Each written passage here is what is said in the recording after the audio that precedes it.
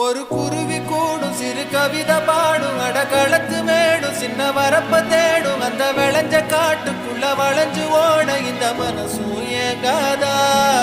ஒரு ஆத்து மீனும் துள்ளி குதிச்சு போகும் மீன் குழம்பு வாசம் எங்க காத்தில் வீசும் நொடி பசிச்ச நேரம் அந்த பழைய சோறு இங்க அமுதம் ஆகாதா